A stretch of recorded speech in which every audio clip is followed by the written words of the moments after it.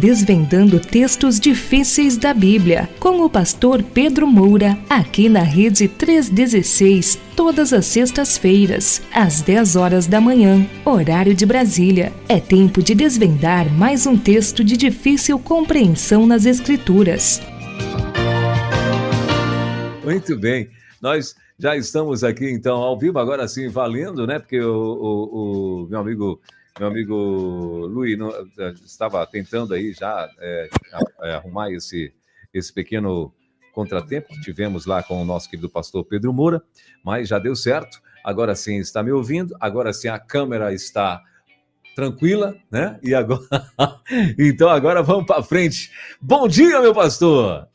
Bom dia, meu irmão. Tudo bem com você? Tudo bem, graças a Deus. E o senhor, tudo tranquilo, tudo em paz? Tudo em paz, graças a Deus. Deixa só eu levantar aqui para acender a luz do estúdio. Olha aí. Só um momentinho. Sim, tudo bem, tranquilo. Nós estamos ao vivo, já a gente vai estar dando início, então, ao nosso Desvendando Versículos Difíceis da Bíblia com o nosso querido pastor Pedro Moura, né, diretamente lá de Louisville, nos Estados Unidos. Hoje, diga-se de passagem, hoje o tema com o nosso querido pastor, que a gente, inclusive, já até trouxe aqui, né? Mas, como me dizia a minha avó, eu acho que eu ando comendo... A minha avó dizia, sabe o quê? Que quem come queijo demais fica esquecido, né? Ela dizia, não sei qual a teoria desse negócio, não, mas ela falava isso. Sabia, meu pastor? Você já ouviu falar isso? Minha mãe dizia exatamente isso, mas ela dizia, e se comer com a casca é pior ainda. Meu Deus!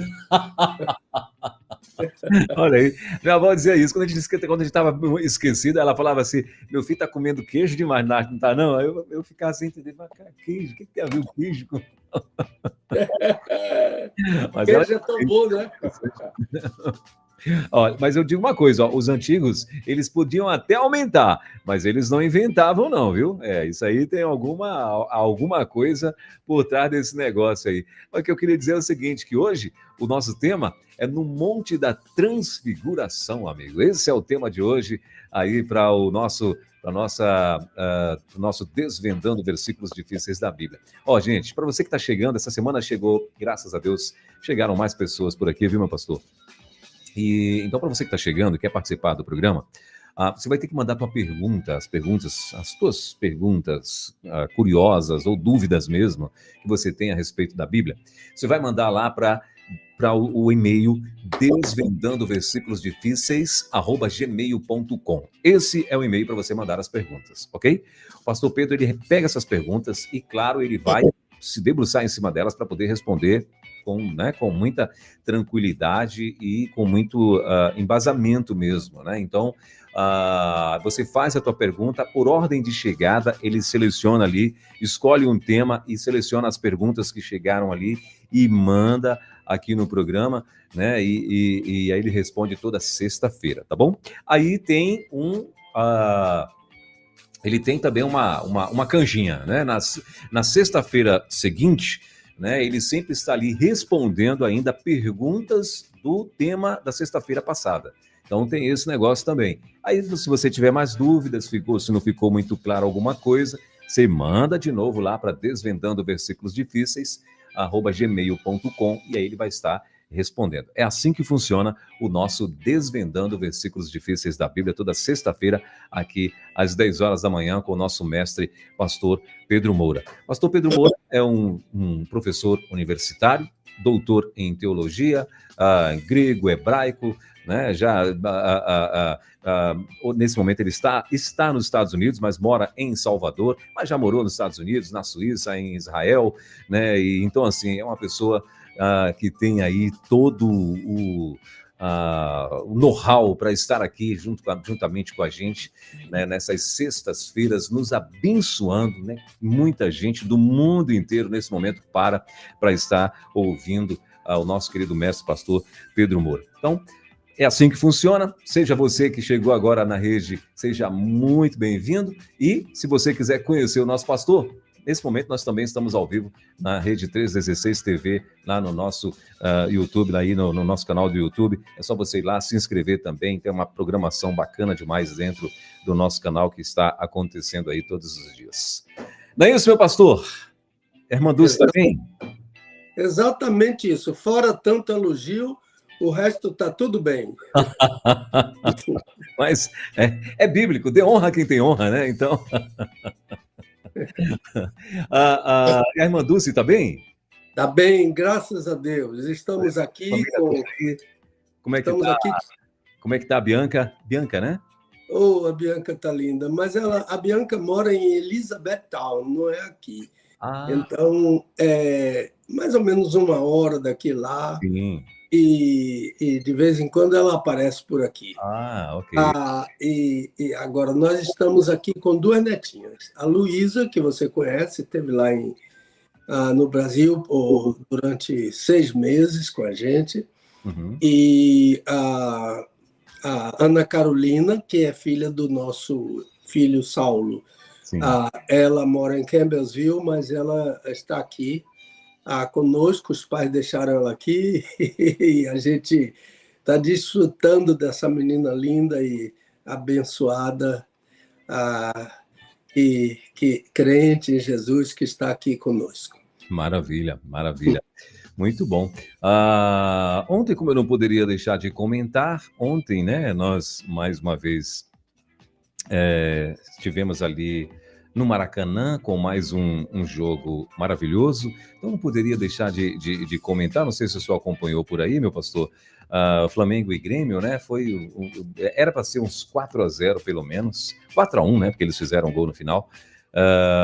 Mas era para ser pelo menos uns 4-1, mas o goleiro ontem estava inspirado, o goleiro do Grêmio salvou aí umas 2 bolas, teve bola na trave, enfim, o cara fez milagre ontem, mas o Flamengo ainda conseguiu fazer 2-1, né? E assim, foi top demais, né? E mais uma vez a gente tá aí na liderança, pelo menos dormiu na liderança, não sei como é que tá agora, como é que vai ser a partir desse fim de semana, né? E o que eu tô sabendo é o seguinte, que daqui a 2 jogos é com o Bahia, hein? E o bicho vai pegar, hein? Eita, tá todo mundo dizendo que o Bahia tá inspirado, hein? Olha, eu tava acompanhando ontem Bahia e Fortaleza. Sim. E eu vi uma hora que disse gol do Flamengo. Sim. E a torcida do Bahia não gostou muito, né? Porque o Flamengo está junto com o Bahia na liderança. Mas o Flamengo tem 3 gols a mais. Sim. Então, e o Bahia só fez 1 no Fortaleza. Então, parece que teve um outro gol anulado, não estou seguro. A diferença de 3 gols dá a liderança ao Flamengo. Mas o mesmo número de pontos, né? Os dois têm 17 pontos. Agora, o jogão do primeiro turno vai ser Flamengo e Bahia, porque o jogo vai ser no Rio, não é? Agora, o Flamengo está em outro nível, né? O Flamengo... eu acho que... Dizem aí que o melhor time do campeonato é o Atlético Mineiro, mas não é, não. É o Flamengo, é o melhor time. O melhor time é aquele que apresenta resultado, né? Eu acho que... não sei por que é o Atlético Mineiro o melhor time. Ele parece que em 4º ou 5º lugar, não sei onde é que ele está. A liderança é Flamengo e Bahia. Ontem o Lohan, né, jogou muito, moleque, jogou muito, tá começando a se soltar, né? Inclusive hoje eu já até vi aqui uma matéria que parece que o Real Madrid já está querendo levar o moleque também. Eu acho que eu tinha visto uma matéria aqui, né, dizendo... cadê? Eu acho que eu vi aqui ainda há pouco, mas já sumiu aqui a manchete que eu tinha visto no jornal aqui, dizendo que parece que o Real Madrid já está querendo levar o Lohan também. Ontem o moleque jogou muito, né? Um garoto, só que ele é um garoto na idade, mas é um touro, moleque. Ele é forte, né? Então, assim, eu acredito que vai arrebentar esse campeonato também. Está começando a se soltar, né? E vai arrebentar nesse campeonato também. Top demais. Mas vai ser um jogaço, hein? Flamengo e Bahia vai ser um jogaço, pode ter certeza. Semana que vem é o primeiro jogo do Everton Ribeiro contra o Flamengo, né? Eu acho que é o primeiro. E ainda mais nessas condições, disputando o primeiro lugar do campeonato, vixe, vai ser um negócio top mesmo, vai ser um jogaço. Né? Vai ser um jogaço. Lá no Rio de Janeiro é complicado. Agora, quando vier para cá, a coisa... Quando for para aí, né? Vamos ver. Porque o estádio é a Fonte Nova, né? Na Fonte Nova o Bahia está invicto. Né? Olha aí. Então... Bom, enfim, mas vamos ver, vamos ver o que vai acontecer, então. Semana que vem o Flamengo vai jogar contra o Atlético Paranaense, o Bahia vai jogar contra quem? Eu não estou seguro, não. Não estou seguro, não. Sim. Eu acho que é contra... Não sei, não. Acho que é contra o Criciúma, mas não tenho certeza. Sim. Criciúma. Agora, contra o Criciúma, mas lá em Santa Catarina. Se for o Criciúma, é um time enjoadinho, hein? Ixi! É um time enjoadinho. Pegou o Vasco, deu de 3 ou foi de 4? 4. Deu 4. É um time mas depois disso, na Copa Brasil, ele tomou 2-0 do Bahia, lá em Santa Catarina. Foi? Olha aí. Depois dos 4-0 que ele deu no Vasco, ele tomou 2-0 do Bahia lá em Santa Catarina. Mas foi pela Copa Brasil. O jogo desse fim de semana é pelo Campeonato Brasileiro. Então, e agora mais uma razão para eles tentar, né, morder o Bahia aí, porque, né? Um timezinho encardido. Na Bahia a gente diz que é encardido, é um timezinho encardido. É difícil ganhar do Criciúma. Verdade. Muito bem, então vamos lá, vamos seguindo. Daqui a pouquinho também a gente quer saber como é que está aí. E o livro já chegou ao finalzinho já, pastor? Já finalizou o livro ou não? Não. Não. Mais uns 2 ou 3 meses. Eu vou incrementar mais ainda lá quando chegar em Salvador. Sim, muito bom. Então, daqui a pouquinho a gente vai estar falando sobre o batismo do cristão, o mais novo livro do pastor que está aí sendo escrito para ser lançado no fim do ano, né? Tem o livro de Jonas aí que foi lançado agora, né? Oficialmente vai ser lançado agora no final do mês, lá na Convenção Baiana.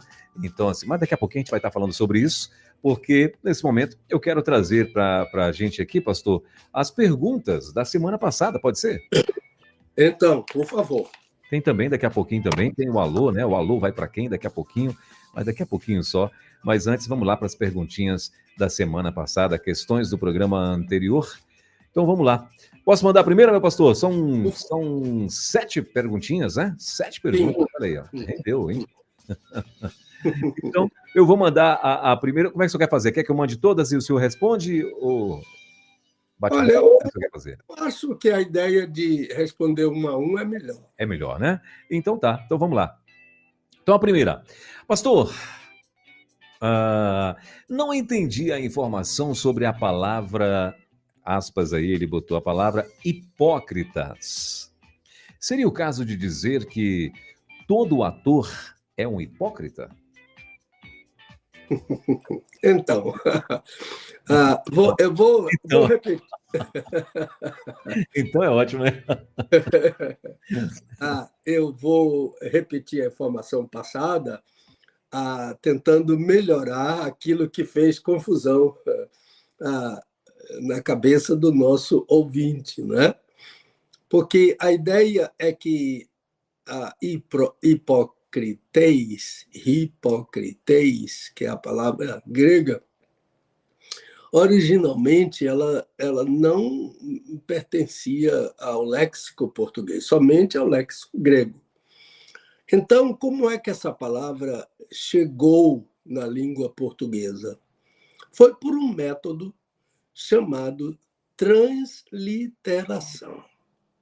Transliteração é um método que é distinto da tradução, enquanto a tradução procura a palavra correspondente.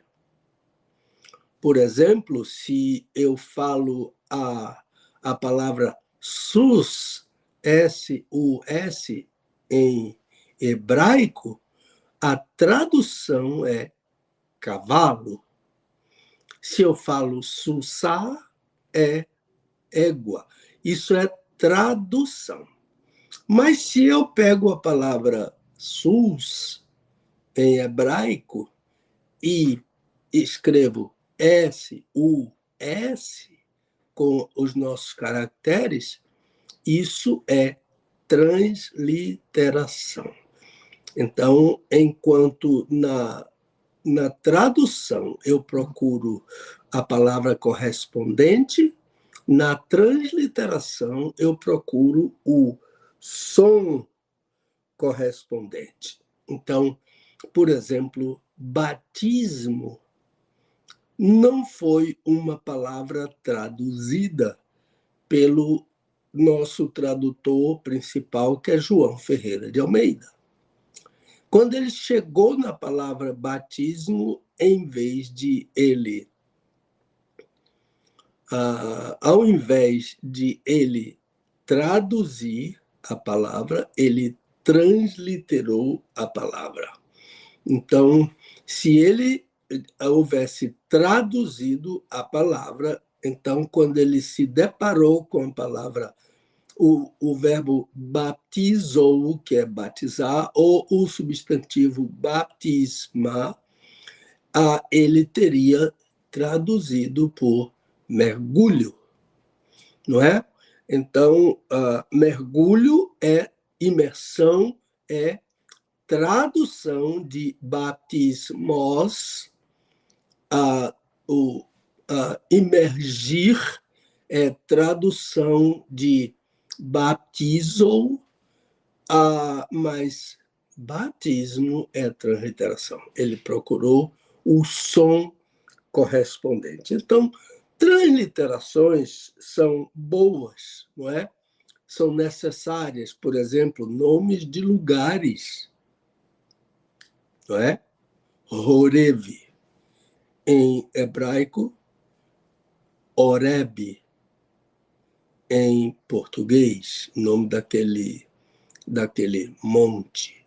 Então, nome de lugar se translitera. Nome de pessoas, não é?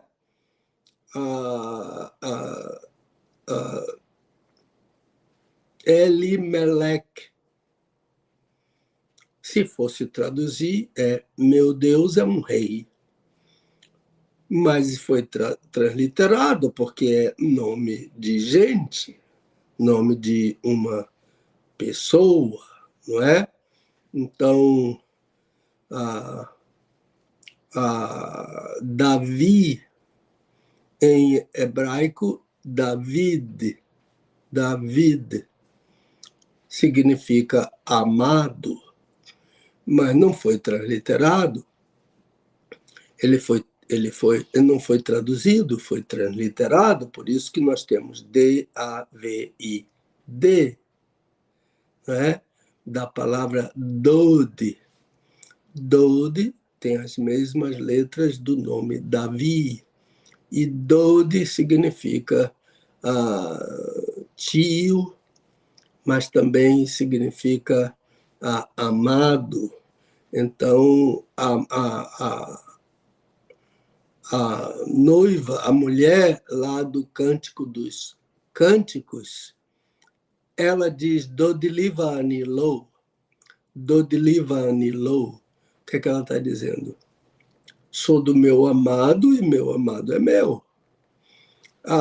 Então, a transliteração busca o som correspondente, enquanto a tradução busca a palavra correspondente. Então, voltando à palavra hipócritas, que Jesus usou naquele texto, ela foi transliterada do grego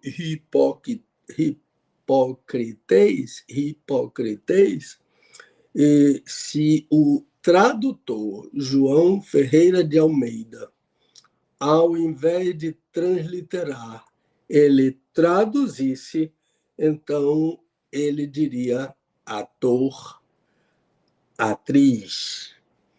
O que Jesus está dizendo é ao fazer boas obras, não seja ator, não seja atriz. Ao orar, não seja ator, não seja atriz, para as pessoas dizerem: ih, como ele é santo,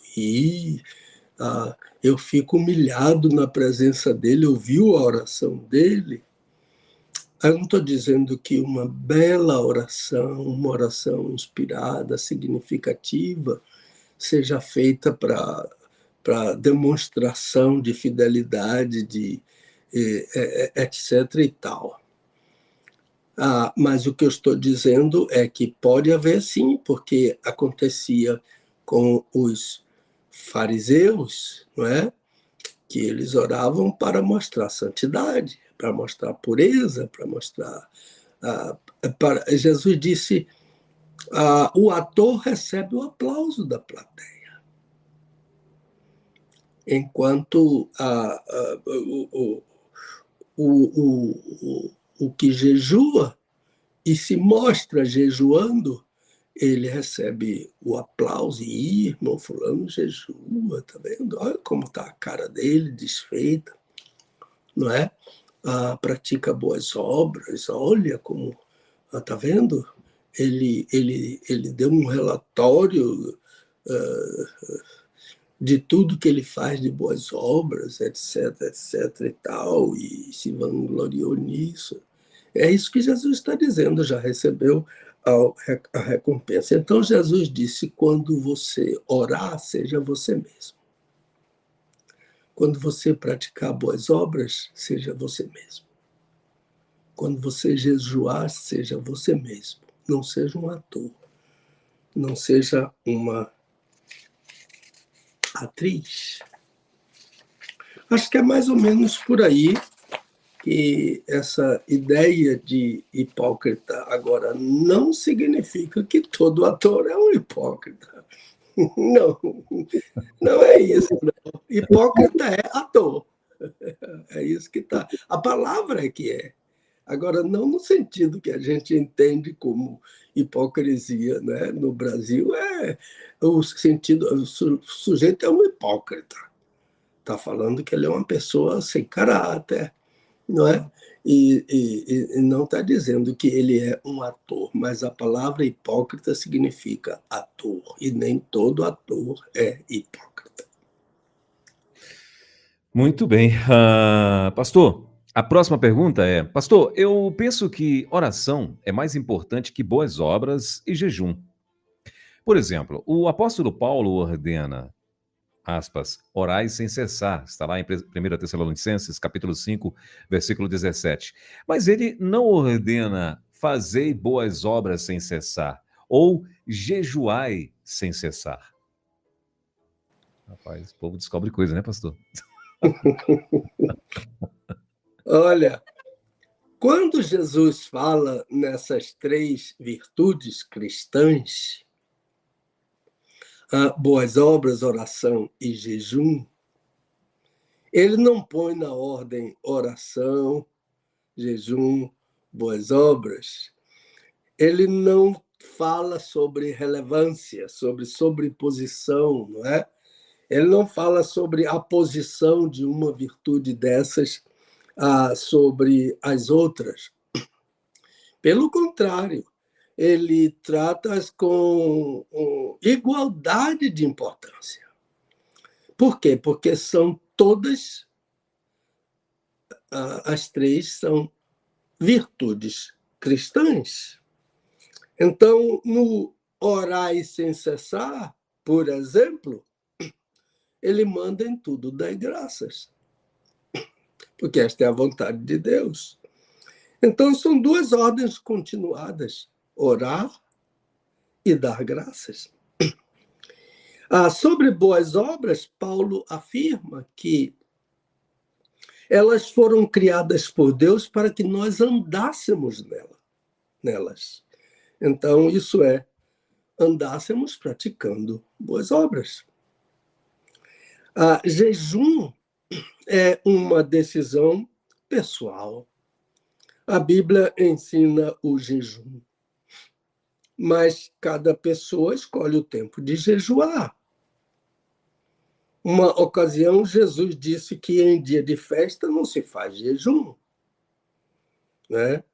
No último final de semana, foi o casamento da minha neta, a Ana Clara. Após a cerimônia, houve um banquete.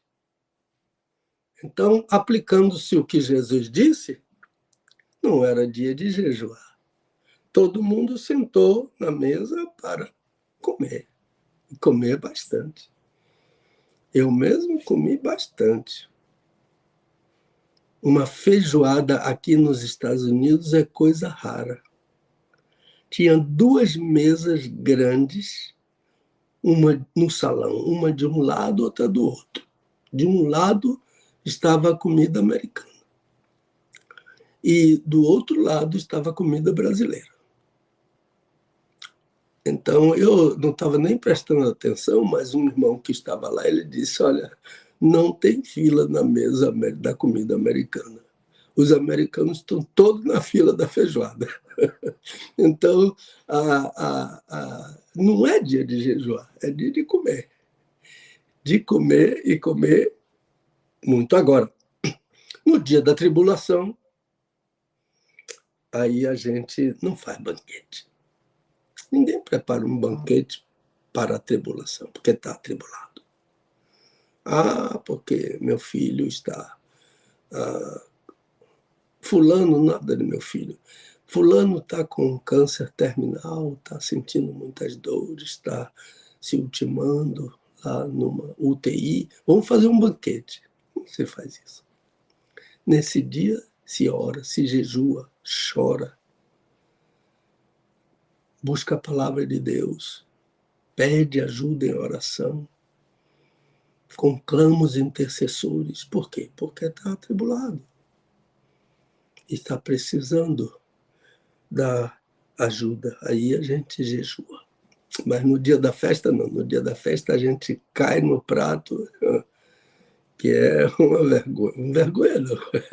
É uma maravilha. Então, ele não ordenou, ele disse orar sem cessar, mas não disse fazer boas obras sem cessar, ou jejuar sem cessar. Mas está implícito tudo isso. Você fazer porque a Bíblia diz que é bom, e porque a Bíblia ensina que é bom. No caso do jejum, a gente tem o tempo de jejuar e o tempo de fazer festa. Acho que é isso aí. Muito bem. De número 3, pastor, eu concordei com o pregador que disse que a única oração é a do Pai Nosso. Nossa oração tem que ser sempre o Pai Nosso? Ou melhor, não é uma pergunta, é uma afirmação. Nossa oração tem que ser sempre o Pai Nosso. Foi o que Jesus ordenou quando ele disse, portanto, vós oreis assim. Lamento, pastor, mas não posso concordar com sua explicação. Então, está muito bem. Veja bem. Jesus não fez só a oração do Pai Nosso. Então, Jesus está errado. Porque, de acordo com o ouvinte,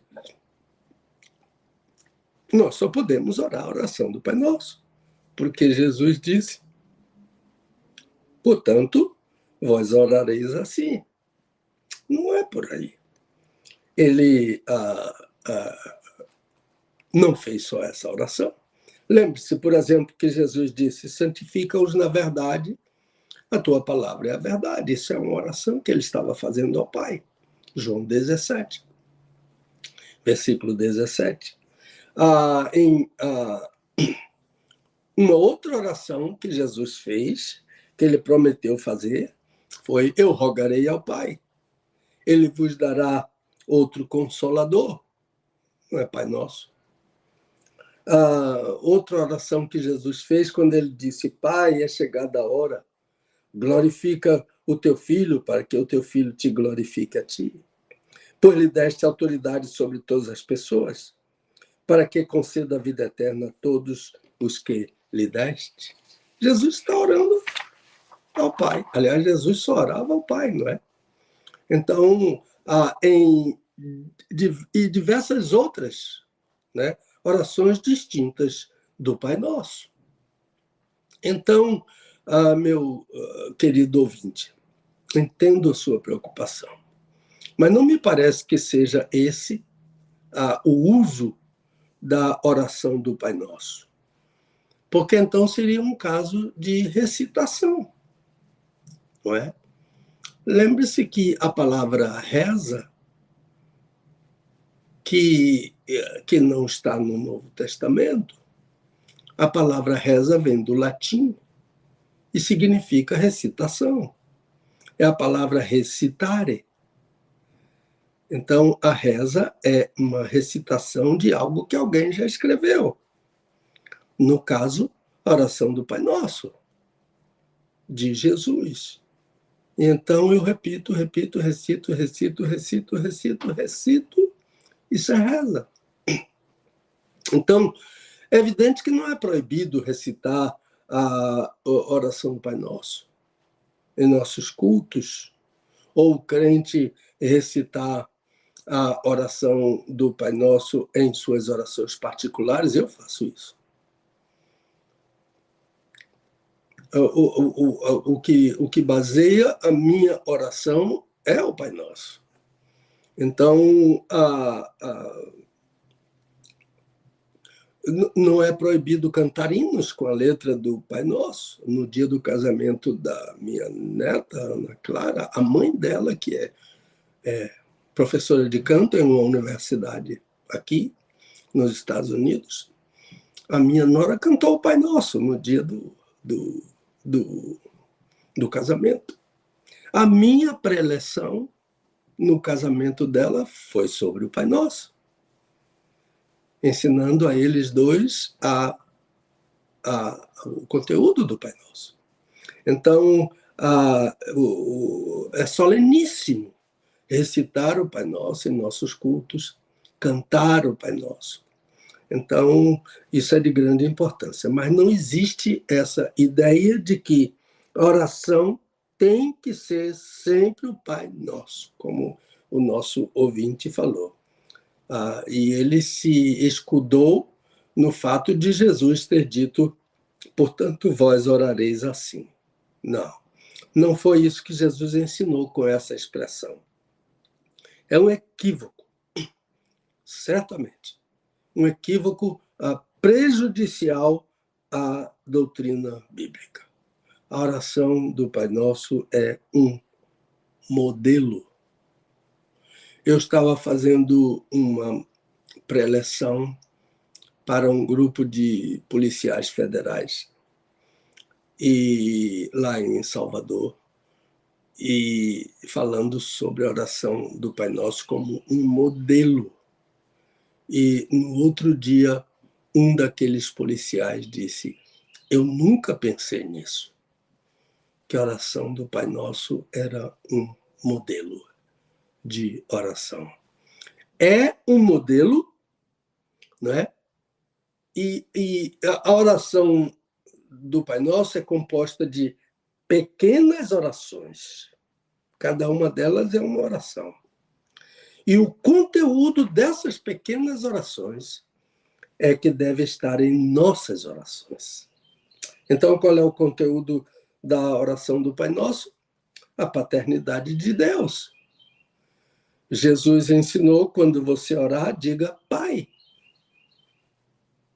Não diga Filho, não diga Espírito Santo. A oração não é dirigida a Jesus, mas ao Pai. A oração não deve ser dirigida ao Espírito Santo, mas ao Pai. Porque cada pessoa da Trindade tem um papel na oração. Então, o papel do Pai é receber a oração. Dirija a sua oração ao Pai. Nem ao Filho, nem ao Espírito, nem a um apóstolo, nem a um santo tal, santa tal, etc. e tal. Não. Jesus disse: quando você orar, diga Pai.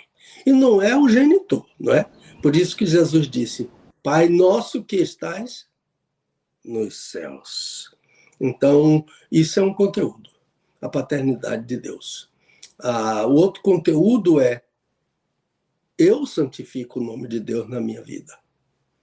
Santificado seja o teu nome no meu proceder, não é? Na rua, no trânsito, no estádio. A linguagem inadequada do estádio. O crente não deve. Ele não deve. E também linguagem malsã, não é? Como Tito fala que o crente não deve usar de linguagem. Paulo diz a Tito: cuidado com sua linguagem. Né? A linguagem do crente deve ser irrepreensível. Tito, capítulo 2, versículo 8, Paulo fala isso amplamente. Não é? O reino de Deus eu tenho que priorizar. O reino passado, o reino presente, o reino futuro. Isso é um conteúdo da oração do Pai Nosso. E saber que existe o reino passado, em que Jesus pregava, ensinava, curava. Existe o reino futuro, em que Jesus virá para reinar. Existe o reino presente, em que a igreja prega o evangelho para alcançar as nações em todos os lugares. Então, o reino futuro, Paulo fala sobre ele em 1 Coríntios 15, quando diz: convém que ele reine, que dá a ideia de que ele já começou a reinar, mas ele ainda não está reinando amplamente, porque ele tem que colocar todos os inimigos debaixo dos seus pés. E o principal inimigo é a morte. O último, aliás, é a morte, que o Senhor Jesus vai pisar sobre os seus pés. Então, é mais ou menos esse. Há muito mais coisa para se dizer. É mais ou menos este o conteúdo da oração do Pai Nosso, que deve estar em nossas orações. Então, o que eu disse não é não recitar a oração do Pai Nosso, não. Recite sim. Ore a oração do Pai Nosso. Eu oro a oração do Pai Nosso. E vou buscando o conteúdo dessa oração. E cada dia eu vou aprendendo mais, descobrindo mais coisas dentro dela. Ela é o modelo que deve estar em minhas orações. Vamos aí?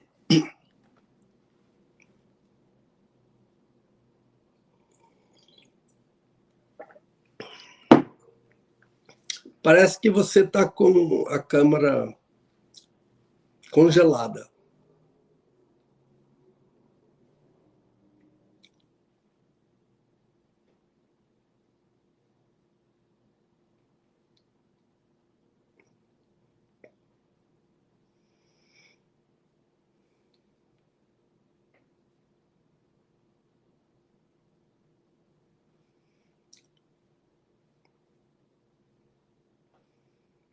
Estou aguardando o pastor Welber entrar com a próxima pergunta.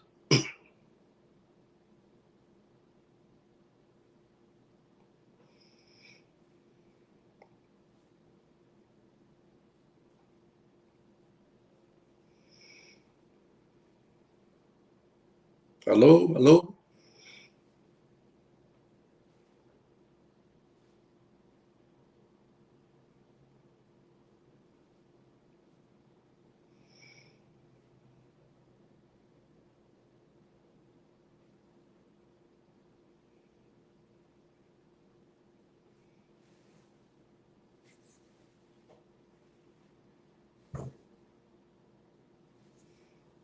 Tá me ouvindo aí, meu pastor? Agora sim. Eu não sei se você ouviu a resposta da pergunta 3, ouviu? Eu ouvi o finalzinho dela aí, eu acho que bem no finalzinho, a minha internet aqui, eu acho que ela deu um pico, foi a minha internet que deu problema, e aí ficou aí mais ou menos uns 30, 40 segundos aí fora, eu acredito, mas estamos de volta já aqui, mas eu acho que deu para ouvir sim, né? Inclusive eu tive que reiniciar aqui toda a minha programação, porque a internet resolveu aprontar, né? Então. Mas vamos lá, podemos ir para a quarta, meu pastor? Então, sim. Só lembrando, gente, que o pastor Pedro Moura tem um livro que vale muito a pena você adquirir, viu? Que é A Oração do Pai Nosso. Top demais. Top demais. Você precisa adquirir o livro, né? Que é reforçando um estudo sobre a oração do Pai Nosso. É um livro que praticamente com um estudo sobre a oração do Pai Nosso, onde eu tenho certeza que vai abençoar bastante você. E, até onde eu sei, está no finalzinho já, né, pastor? A tiragem desse livro, né? Também? A segunda edição está quase esgotada, mas Esgotado, hein? Deus vai nos dar, né? Quem sabe não vai levantar um voluntário aí para mandar fazer a terceira edição, não é? E pronto, então, né, de repente, Deus tocou no teu coração aí, ó, agora é agora, né? Você aproveitar e fazer uma nova tiragem aí da oração do Pai Nosso, que já está no final da segunda edição. Então vamos lá para a quarta, meu pastor? Sim. Pastor, na questão passada sobre o que significa, abre aspas, não nos deixe entrar em tentação, fecha aspas. Houve uma questão complementar que não foi respondida. A palavra de Jesus é não entrar em tentação ou não cair em tentação. Então, de fato, a gente acabou não tratando dessa parte da pergunta, ficou incompleta. Mas vamos tentar remediar hoje e corrigir essa falha da semana passada. Não nos deixes entrar em tentação, parece ser a leitura. Então, primeiro, qual é o termo usado pelo Senhor? Não é? A questão é entrar ou cair. A palavra grega que aparece aí, o verbo é esferon. Esse verbo tem uma ideia literal de liderar alguém em alguma coisa, vai na frente, não é? Ou também uma outra acepção é trazer uma tentação. Então, ou não nos lidere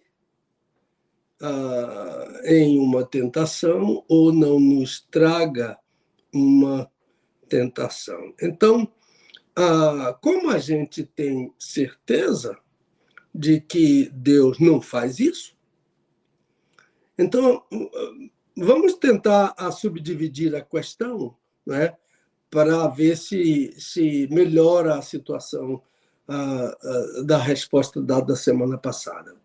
Então, por exemplo, Tiago, o irmão do Senhor, deixa claro que Deus não tenta.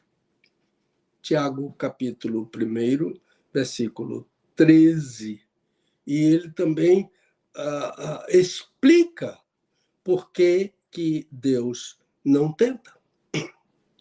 E a explicação de Tiago é que porque para tentar é preciso ser tentado.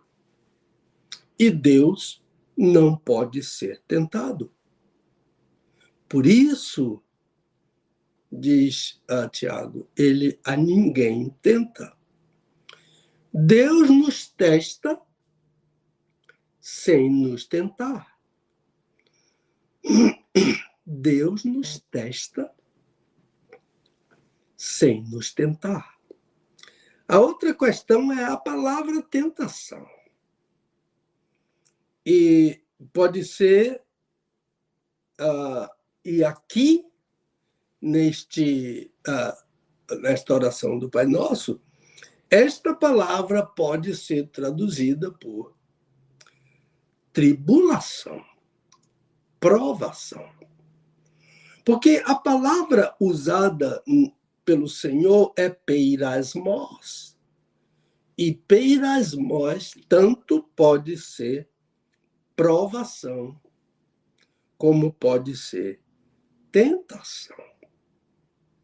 Então, a palavra ela pode ser usada tanto para uma coisa quanto para outra. O contexto nos ajuda. Então, como está dito que Deus não tenta, então, na oração do Pai Nosso, a palavra peirasmos tem que ser traduzida por provação. Não nos deixes entrar em provação. Não nos deixe entrar em tribulação. Agora, fica sabendo que a provação pode ser uma tentação. E a tribulação também pode ser uma tentação. Algumas pessoas blasfemam de Deus na tribulação. Algumas pessoas descreem de Deus, desistem de Deus, por causa de uma dor, por causa da perda de alguém querido. Então diz, cadê Deus? Onde é que Deus está? Então Deus está sempre no trono. Ele nunca vai cair do trono, porque eu estou atribulado, ou porque eu quero, ou porque eu abro mão dele. Eu perco. Ele sofre, porque ele não quer perder. Mas Jesus disse que todos aqueles que o Pai deu a ele estão com ele. Então, não vai perder ninguém daqueles que, mesmo atribulados, mesmo tentados, continuam crendo e seguindo e obedecendo. Então, o Senhor Jesus ensinou aos crentes esta oração. O Senhor Jesus deu essa ordem aos crentes. Orai para que não entreis em tentação. Lucas 22. Há uma outra interpretação associada ao Pai Nosso. Ela é bem consentânea com tudo que eu acabei de dizer aqui. Então, não nos deixes cair na tentação de não orar ao Pai. Jesus disse que isso é uma tentação. Não orar ao Pai é uma tentação. Então, mas eu oro ao Espírito Santo. Não tem essa oração no Novo Testamento. Há pessoas que oram ao anjo da guarda.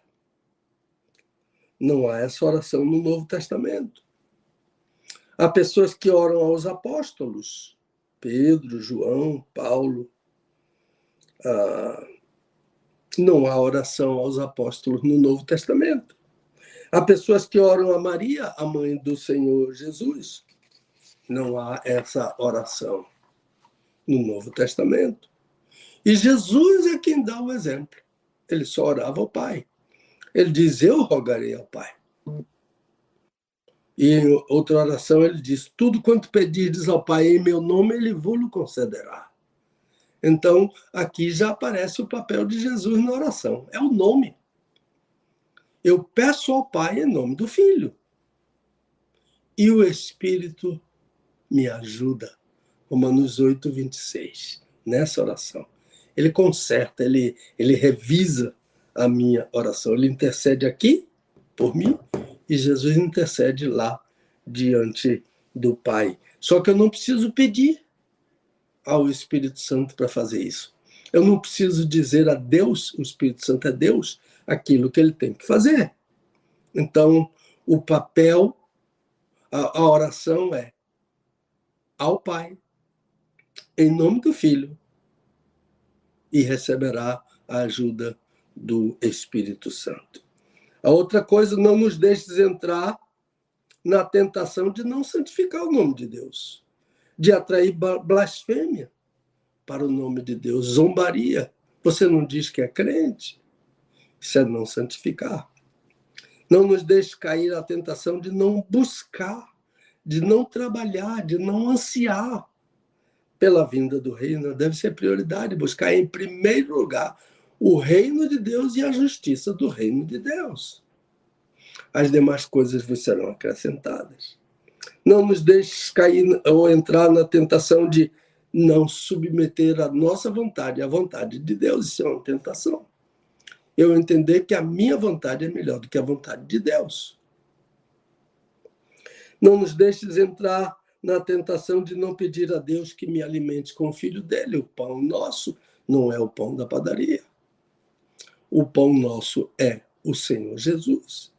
Eu sou o pão vivo que desceu do céu, tenho que me alimentar. Senhor, alimenta-me a cada dia com o teu filho Jesus. Isso é uma oração que deve ser feita logo no início da manhã. Alimenta-me com o teu filho.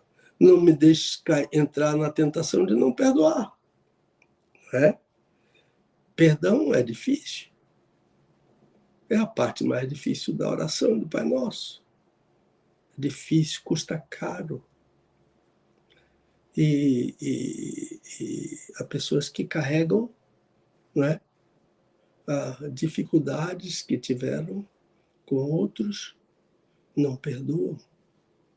Como vão ser perdoadas? Não é? Não nos deixes entrar na tentação de não orar pedindo o livramento do mal. E aqui, como a palavra grega é neutra, é tanto do mal quanto do maligno. Então, não nos deixes entrar. Parece ser a leitura correta, já que Deus não tenta. Somos nós. A Dr. Blackaby disse uma vez, irmãos, o crente não cai em pecado, o crente não entra em pecado, o crente escolhe o pecado. Prazer do pecado, alegria. Claro que o pecado dá prazer, senão ele não queria. A gente peca porque é bom. Mas a oração é: livra-nos do maligno, livra-nos do mal. O pecado é mal. E lembre-se que quando ele estiver querendo dominar você, lembre-se de 1 João capítulo 2. Jesus é advogado junto do Pai. E ele perdoa os nossos pecados. Muito bom. Tem mais. A de número 5, pastor. Pastor, eu não sou crente. Na minha família há alguns crentes. Mas quando eu oro o Pai Nosso, eu não incluo a oração a Maria. Aprendi com eles que a oração a Maria não faz parte do Pai Nosso original. Que coisa, hein? Então, essa pessoa está orando exatamente aquilo que Jesus ordenou. E deve continuar. E os irmãos o ajudaram, como é bom, não é? Uma pessoa para nos ensinar, para nos despertar, para abrir os nossos olhos. Então, a oração a Maria, como ele disse, os irmãos dele disseram que ela não faz parte do Pai Nosso original. Eu faria uma observaçãozinha, não é? E esse ouvinte, se ele quiser começar a orar com base no conteúdo dessa oração, seria o ideal. A paternidade de Deus, a santidade de Deus, a santificação do nome de Deus, a vinda do reino de Deus, o alimento espiritual que é Jesus, não é? O perdão pedido a Deus e o perdão concedido aos semelhantes, e o livramento e a proteção do mal e do maligno. Só há uma oração do Pai Nosso. As alterações foram feitas arbitrariamente pela liderança da Igreja Romana. Mas ninguém tem autorização para alterar um único texto inspirado da Bíblia. Eu lamento muito ter que dizer aqui que quem faz isso, não é? A retirar ou acrescentar uma palavra ou alguma coisa do livro dessa profecia e assim ensinar aos homens, está escrito em Apocalipse 19, Deus vai tirar a parte dele, dessa pessoa, na árvore da vida e na cidade santa que estão descritas. A árvore da vida e a cidade santa que estão descritas no livro do Apocalipse. Então, o que a igreja romana fez foi transformar a oração do Pai Nosso em uma reza e acrescentar uma oração a Maria. Então, eles não estão satisfeitos com a oração do Pai Nosso. Por isso, eles criaram a oração da Mãe Nossa. Mas essa oração é espúria, não é? Então, eles concluem a oração do Pai Nosso com Santa Maria, Mãe de Deus, rogai por nós pecadores, agora e na hora da nossa morte. Amém. Eles concluem a oração do Pai Nosso com essa inserção não inspirada, não é? E olhe que, em pouquíssimas palavras, uma sucessão completa de heresias. Aqui, Maria não é mãe de Deus. Maria é mãe do Filho de Deus. Maria é a mãe do homem, Jesus. Deus não nasceu de uma mulher. Ela não pode ser mãe de Deus. Deus é eterno. Então, ele é o criador da mulher. E não foi criado pela mulher. Deus é espírito, não é? E espírito não nasce de mulher. Quem nasce de mulher é um humano. Deus não é humano. Humano é o Senhor Jesus.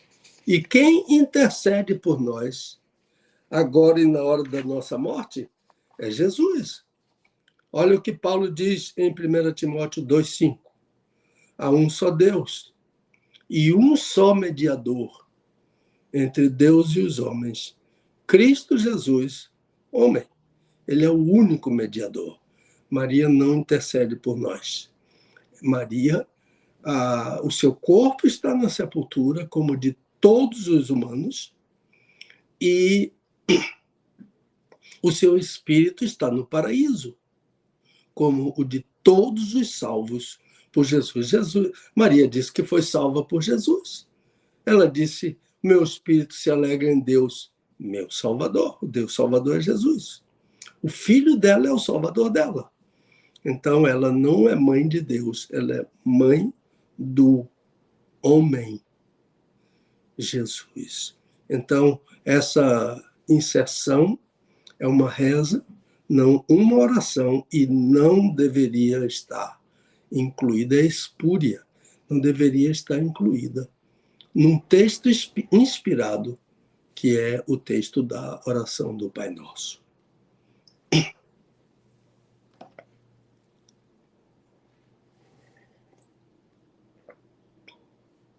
Muito bem. A de número 6, pastor. A de número 6 é interessante. Pastor, o que o senhor acha de orar no monte? Em que monte, não é? Jesus orou no monte. E a pessoa pode dizer, Jesus orou no monte. Mas Jesus nunca ordenou que a nossa oração fosse no monte. Então, é um erro orar no monte? Eu não creio que seja, não. Mas não é obrigado a orar no monte. Agora, o que o monte representava para Jesus e pode representar para nós? Um lugar separado, não é? Um lugar calmo para a gente estar ligado unicamente a Deus, se separando de tudo enquanto estamos orando. Não sei se vocês já viram, por exemplo, naquele muro lá na cidade de Jerusalém, aquele muro que fica na parte exterior do lugar do templo em Jerusalém, olhar os judeus orando e balançando a cabeça assim todo o tempo. Já viram assim? Uma vez eu estava ali no muro, E perguntei a um judeu amigo por que, então, que ele disse é para se isolar de tudo que está ao redor dele, para ele se dirigir unicamente a Deus. Então, o monte pode ser considerado um lugar assim de separação, não é? Um lugar calmo, porque a nossa mente vai nos trair, vai tirar a nossa concentração, não é? A nossa mente é igual a uma borboleta. Enquanto a gente está orando aqui, ela já foi lá no Japão e voltou. E a gente se desligou da oração. Então, lugares onde há muito burburinho, lugares onde há muita movimentação, não é um lugar ideal para orar, a não ser que você não tenha um outro lugar para você fazer a sua oração. Lembre-se que em Tiro, Paulo levou os irmãos da igreja para a praia. Foram orar num lugar calmo, não é? Num lugar maravilhoso, de contemplação da grande obra de Deus, que é o mar. E então Paulo orou com os crentes na praia. Então, a busca por um lugar tranquilo é interessante, mas não há poder no monte. Eu vou orar no monte porque tem poder no monte. Eu vou orar em tal lugar porque tem poder em qualquer lugar. Não. A Bíblia diz que o poder pertence a Deus. Salmo 62 diz. Deus disse uma vez e depois ele disse novamente que o poder pertence a Deus.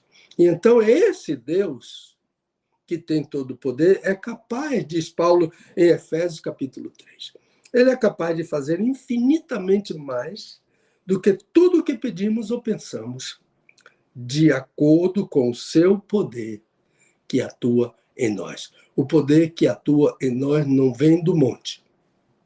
O poder que atua em nós vem de Deus. O salmista diz no Salmo 121, eu olho para o monte, mas não é do monte que vem o meu socorro. O meu socorro vem do Senhor, que fez o céu e a terra. Então, onde há muita movimentação, muito burburinho, é melhor procurar um lugar de mais recolhimento para a sua oração. E Jesus sugeriu, entre no teu quarto. Entra no teu quarto, fecha a tua porta, ora ao teu pai que vem em secreto e ele que vem em secreto te recompensará. Muito bem. Agora são 11 horas e 10 minutinhos. Já tem mais uma perguntinha, né? Ainda no tocante à semana passada. E a próxima pergunta é a seguinte: Pastor, há pessoas que têm um lugar, uma tenda, um pequeno templo em sua própria casa para orar. Isso não lhe parece uma espécie de idolatria? De maneira. Olha, pelo contrário, isso é priorizar a oração. Ter um lugar para orar. Agora, não significa que eu não posso orar em outro lugar. Paulo diz, por exemplo, em 1 Timóteo 2,8, que os homens devem orar em todo lugar, em qualquer lugar. Então, isso também não significa que não pode ter um lugar em sua casa para orar. Isso é priorizar a oração. É bom ter um lugar, mas não é obrigado só orar naquele lugar.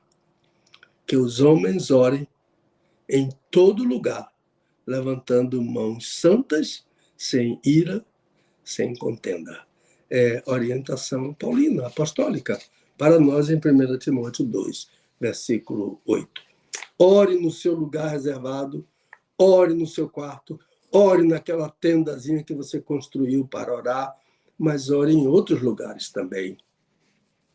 Porque oração não tem lugar específico, obrigatório para você. Muito bem. 11 horas e 12 minutinhos em Brasília, 11h12 na nossa capital. Estamos ao vivo com o nosso querido pastor Pedro Moura em mais um Desvendando Versículos Difíceis da Bíblia. E então, já respondendo aí 7 perguntinhas do programa anterior. Daqui a pouquinho a gente vai voltar com o pastor Pedro Moura já para o nosso assunto principal hoje, ou melhor, o assunto de hoje, né? Que o outro também, com certeza, é um assunto bom. Cujo o tema de hoje é no Monte da Transfiguração, mas daqui a pouquinho. Porque a gente vai agora, nesse momento, eu quero perguntar para o meu pastor. E o alô, meu pastor, vai para quem? Então, esta semana, eu fui com a Dulce e o nosso filho, o pastor Lucas, a Indianápolis, a capital de Indiana, aquela cidade famosa na época, para aquela corrida. Sim. Aqui é uma cidade linda. E Indianápolis. Fomos lá para a Convenção Batista dos Estados Unidos. Olha, uma convenção que tomou um centro de convenções todo. Foi. E lá houve uma reunião dos pastores brasileiros, um lanche para os pastores brasileiros. Legal. Num salão reservado. Foi muito bom. Eu tive a oportunidade de falar naquela reunião e aproveitei e falei sobre a Rede 316. Alguns pastores, a maioria não conhecia né? a Rede 316, mas ficaram conhecendo, demos as informações, o link para eles baixarem no celular dele, etc. Mas lá estava o meu amigo querido, pastor Ney Ladeia, que foi pastor da Capunga e hoje é pastor da primeira igreja da Flórida, primeira igreja batista da Flórida, sim, lá na cidade de Pompano Beach. O meu alô vai para esse grande amigo, querido amigo, pastor Ney Ladeia, muito conhecido no Brasil, grande pregador, um homem precioso, fino, dileto, amistoso. E então desejo ao Senhor a sua bênção sobre ele, sobre toda a sua esposa, sobre toda a sua família. Ney Ladeia. Alô, querido, o Senhor te abençoe e te guarde.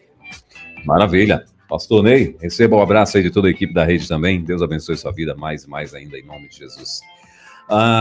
Então, meu pastor, rapidinho, deixa eu só aqui saudar o povo que está aqui com a gente já no chat, o pessoal que mandou recado para a gente aqui no WhatsApp também, né? A minha amiga Gleide Rosali, toda sexta-feira, claro, está aqui junto com a gente, né? Ela mandou aqui, né? Só o Senhor é Deus. A Eliane Ramos Barbosa também, mandando graça e paz. A Luzete Gomes também está aqui, mandando bom dia para todo mundo. Uriel Souza mandando bom dia. A Lucineide Moreira também. A Adriana Ribeiro está dizendo, cheguei. A Adriana Ribeiro é da Batista Parque Curicica, lá, pastor Alexandre Aló, lá no Espírito Santo. A Adriana, deixa eu ver quem mais aqui. A Renata Meirelles também está aqui. A Débora Rodrigues também já está por aqui. O pessoal da Bíblia em Quadrinhos também está aqui. A Lucineide Moreira também está aqui.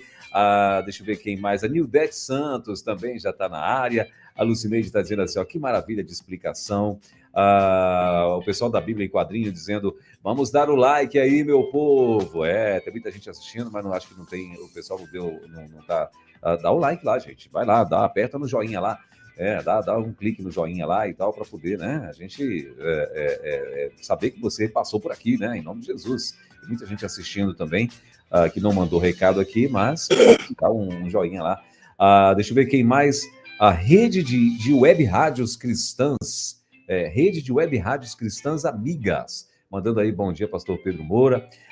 Deixa eu ver quem mais. A Maria Carmelita também está por aqui. Bom, enfim, tem muita gente. Quem mais está aqui? O pessoal agora lá no nosso WhatsApp, a Eide Soares também está aqui, né, Eide? Está plugadíssima com a gente. Deixa eu ver quem mais está junto com a gente aqui. O Nico... Cadê? Agora sim, atualizando. O Nicodemos Lima também já está na área, né, Nicodemos? O Juarez Silva também está por aqui. A Abilene também está aqui. A Abilene Moreira... Perdão, a Abilene Amorim, que, inclusive, primeira vez dela participando aqui junto com a gente, né, Abilene? Deus abençoe sua vida, querida.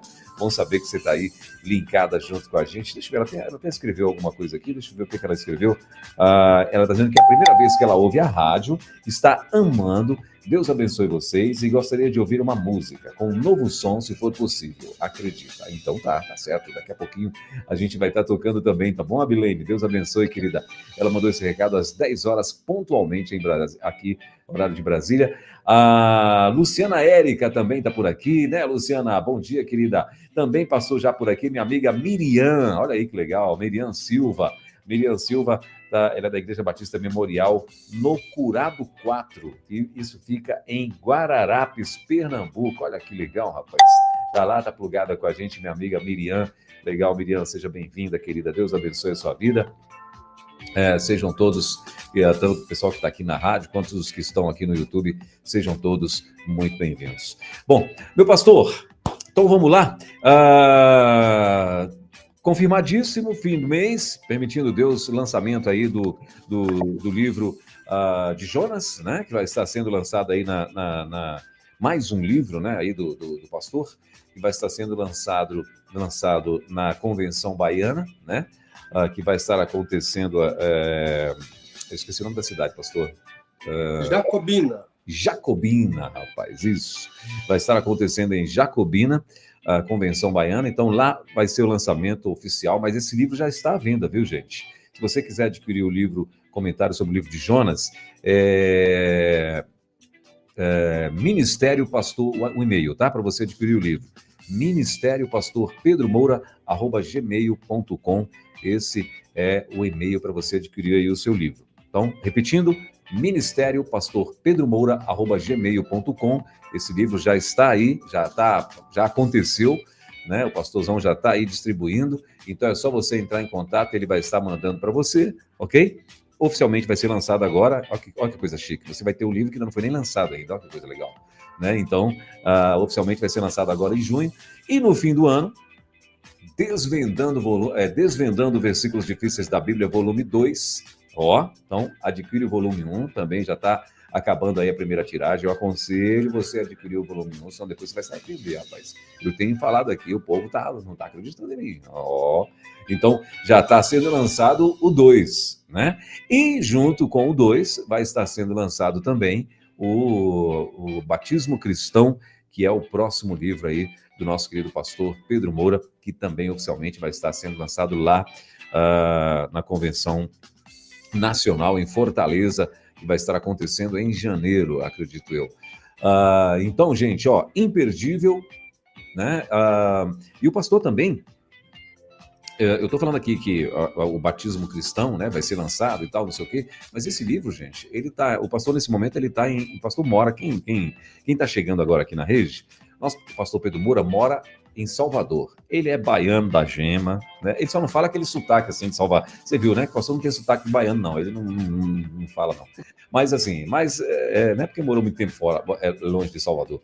Mas mora em Salvador hoje. Ele, nesse momento, está nos Estados Unidos, está em Louisville, lá nos Estados Unidos, está lá na casa de um dos filhos, né? E está lá aproveitando, pegando o conteúdo de vários lugares para poder estar se aprofundando nesse livro que ele está escrevendo, né? E tá empenhado, tá de férias e tal, não sei o quê, mas de férias, enquanto, como dizia minha avó, enquanto tá descansando, tá quebrando pedra, né? Mais ou menos isso, né? E ele tá lá empenhado, rapaz, nesse livro, né? Que vai ser, está sendo escrito ainda, né? Está sendo desenvolvido e estudado, muita coisa ele está aí adquirindo ainda. Então, para poder ser mais um, com certeza, que vai abençoar muito você. Não é isso, meu pastor? Mas eu queria dar mais uma palavrinha. Claro. Veja bem, na próxima segunda-feira, que é dia 16, eu acho. Dia 16, Eu e a Dulce vamos completar 52 anos de casamento. Pastor, segunda-feira, 17. Hoje são 14, né? Então é dia 17 mesmo. Segunda-feira. Dia 17 de junho, eu e a Dulce vamos completar 52 anos de casados. Olha aí. Com mais 4 que a gente se conheceu, então 56 anos que nos conhecemos, né? E estamos casados há 52 anos. Legal. Então, é uma data festiva para nós, de muita alegria. E nesse dia também, uma das nossas netas, é aniversário de uma das nossas netas. Ela nasceu exatamente no dia do nosso casamento. Que legal. É a Ana Beatriz, a filha do Saulo, nosso filho, que mora lá em Campbellsville. Então, eu quero agradecer a Deus todas essas bênçãos. E também dizer que no final de semana passado nós fizemos o casamento. É a segunda neta casada, não é? Já temos a Gabriela casada e agora a Ana Clara. A Gabriela, filha da Leila, e a Ana Clara, filha do Saulo. São as duas netinhas mais velhas, né? Que o Senhor permitiu que elas se casassem. Então, dou graças a Deus por todas essas bênçãos. Eu sou devedor ao Senhor de tantas bênçãos. Maravilha. Então, parabéns aí ao casal mais uma vez. 52 anos. Olha aí, rapaz, que coisa boa. No total, 56, né? Que coisa boa. Eu tô caminhando para aí, viu, pastor? Tô chegando, eu já tenho 30 também de namoro e casamento, né? E 28 de casado. Olha aí. Então, estamos aí, né? Uma hora a gente chega nesse negócio também aí, rapaz. Mas parabéns ao casal. Irmã Dulce, parabéns, querida. Deus abençoe a sua vida. Que o Papai do Céu continue aí, claro, abençoando vocês com muita saúde, com muita paz, né? Que os projetos e sonhos do casal possam se realizar em Deus aí, em nome de Jesus, né? E claro que a gente só tem a desejar aí muitos, muitos e muitos anos de vida, até que o Papai do Céu venha, né? Para vir buscar aí todo mundo. Eita! Lá na convenção, lá em Indianápolis, quando eu dei a minha palavra lá, eu apresentei, disse, estamos casados há 52 anos. Eles bateram muitas palmas. Olha. Mas sabe como o pastor é brincalhão? Ele disse assim, olha, essas palmas não são para você não, viu? São para ela que aguenta você há 52 anos. Olha aí, irmã Dulce, só a senhora pode dizer isso daí, né? Só a senhora pode dizer esse negócio aí. É verdade ou não, hein? É isso aí. Mas o nosso querido pastor Pedro é uma pessoa calma, serena e tranquila, então deu de boa, né, irmã Dulce? Tranquilo, né? Deu para levar tranquilo. Olha aí, rapaz. Muito bom. Gente, 11 horas e 25 minutinhos. Então, mais uma vez, repetindo o e-mail do pastor para que você possa adquirir aí os livros, né? Se você quiser saber sobre os outros títulos do pastor, você vai lá no Facebook dele, que é PR Pedro Moura, e lá tem todos os títulos do pastor. Claro que tem alguns que estão esgotados e tal, mas, né? Você escolhe lá o que você quer, além desses que a gente já falou por aqui. Então, Ministério Pastor Pedro Moura @gmail.com. Esse é o e-mail para você estar adquirindo aí os teus livros. Meu pastor, vamos lá então para o nosso tema de hoje? Vamos sim! Muito bem. Então, o tema de hoje, no Monte da Transfiguração, os textos que serão usados ali, pelo menos, né, inicialmente, Mateus 17, versículos de 1 a 13, Lucas 9, versículos de 28 a 36, e 2 Pedro, capítulo 1, versículos 17 a 21. Esses são aí os versículos que serão usados. Claro que a gente não vai lê-los porque são muitos, né? Então, mas aí eu tenho certeza que você já está aí com a tua Bíblia de papel, né, meu pastor? Então, olha aí. A Bíblia de papel, já está anotando tudo, para que daqui a pouquinho você possa marcar, destacar, enfim, fazer os teus comentários e por aí vai. Então, tomara que você tenha anotado. Se não anotou, esse programa vai ficar gravado aqui no YouTube também. Eu aconselho você a ouvir de novo, ou assistir de novo, né? Bom, dito isso, vamos lá para a primeira. Albert, Sim. Welber, talvez fosse bom ler o texto de 2 de Pedro 1, de 16 a 21. Você tem aí o... Então tá, então vamos lá. Hum. Então vamos lá. 2 de Pedro, capítulo 1, versículo 16 a 21, diz assim: Por que não seguimos fábulas engenhosas quando vos fizemos conhecer o poder e a vinda do nosso Senhor Jesus Cristo? Pois nós fomos testemunhas oculares da sua majestade. Porquanto ele recebeu de Deus, Pai, honra e glória, quando pela glória magnífica lhe foi dirigida a seguinte voz: Este é o meu filho amado, em quem me comprazo. E essa voz, dirigida do céu, ouvindo-la, nós mesmos, estando com ele no Monte Santo, e temos ainda mais firme a palavra profética, a qual bem fazeis em estar atentos, como a uma candeia que alumia em lugar escuro, até que o dia amanheça e a estrela da alva surja em vossos corações.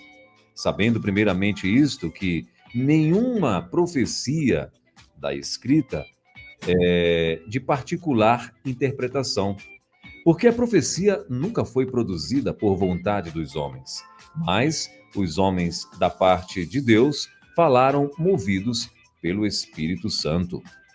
Então, esses são os versículos de 2 de Pedro, capítulo 1, versículos 16 a 21. Ok? Então, vamos lá, vamos para as perguntas, meu pastor. Eita, são 10 perguntinhas, meu Deus. Então, vamos lá. A primeira delas, meu pastor, eu vou falando e o senhor vai respondendo, ou eu mando todas e o senhor... Como é que vai fazer? Uma a uma. Uma a uma, ok. Então, vamos lá. A primeira.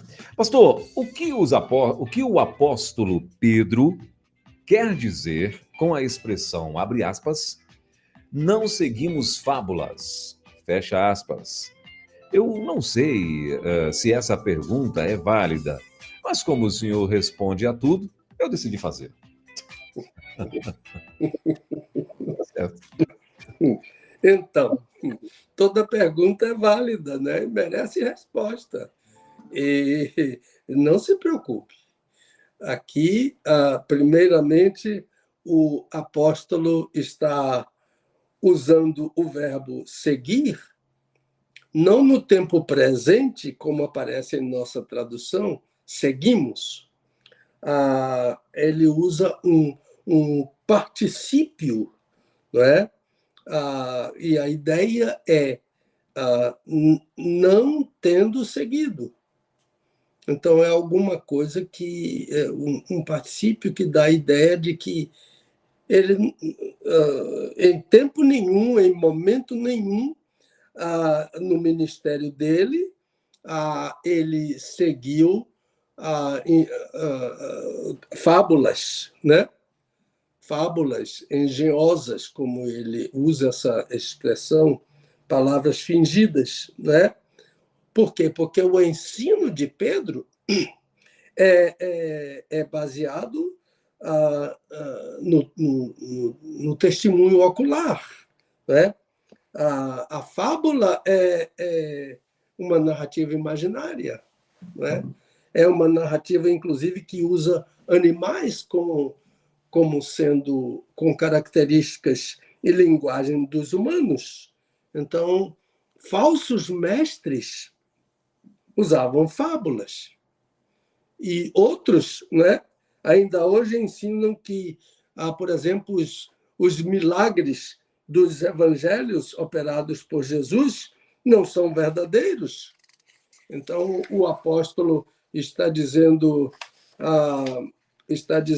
que nós vos fizemos conhecer, né, o poder e a vinda de nosso Senhor Jesus Cristo, não por meio de métodos fraudulentos, fábulas, mas nós mesmos fomos testemunhas oculares da majestade dele. Então, como a ação é passiva, eles foram transformados em testemunhas oculares da majestade do Senhor Jesus. Então, o ensino de Pedro é baseado em testemunho ocular, e não em falsos ensinos, palavras fingidas, palavras falsas, fábulas. Mas eu vi, ele disse, eu estava com ele no monte. Podemos ir para a segunda?